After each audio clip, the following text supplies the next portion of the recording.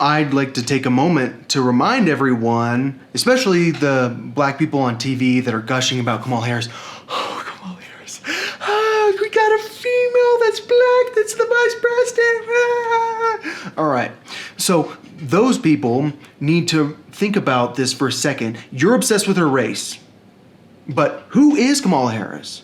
I'm pretty sure it was Joe Biden who reminded everyone that Kamala Harris was a person that when she was a district attorney, she hid evidence, she kept it secret that would have let a guy out of prison because he didn't murder someone. She had evidence that this guy was innocent and she hid it because she didn't want to hurt her career, because she was afraid it would make her look bad because she worked so hard putting this guy in jail. So that's who Kamala Harris is. And who are the politicians? Well, according to a book I read, they spend 20 hours a week begging for money.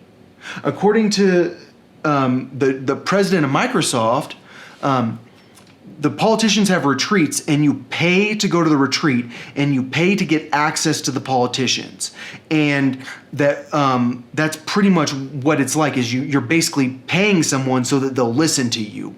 My way of trying to get people to listen to me is sending out 1,000 letters and hoping that like 3 of them will start talking about it. I mean, that's my way of getting people to listen to me. It's not begging. It's not offering them money. I don't have money. But in order to get access to these politicians, you need to bribe them. So that's who we've picked in the richest country in the world that doesn't need politicians to get bribed.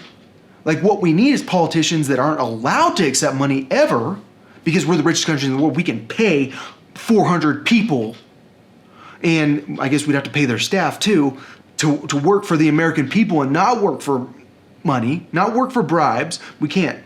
We need to make sure someone like Kamala Harris gets ahead, who is someone that when she was a district attorney, which right now I'm dealing with a district attorney that doesn't want to admit that they did something wrong, because clearly I didn't tell this guy that he was in imminent danger. I mean, he might have felt like it. I felt like I was in imminent danger when he faked like he was drawing a gun on me and then turned around and showed me his Magnum Shooting Center shirt. But my opinion's irrelevant because I say crazy shit because I do psychological warfare for the government. But I do psychological warfare for more than the government. I do psychological warfare for the future because I'm trying to create a coalition of countries that can do war in a very productive way. I'm trying to create a coalition of countries that can be so powerful, that no one would want to go to war with us. But let's face it, that coalition doesn't include Kamala Harris's mom's country, and that's probably very concerning for her. And I mean, that's reality. So let's think about this for a second. Who are these people that we really, really want to be in charge? They're beggars. They spend 20 hours a week on the phone. Hey, best friend that's super rich, you want to come to my retreat? You got to pay me a bunch of money to go to the retreat, but I'll make sure that I write into the bill a way to give you money. I'll make sure that I use the American taxpayers' money to make sure your company's successful. All you have to do is pay me. So who are the politicians? They're that guy. Who are the politicians?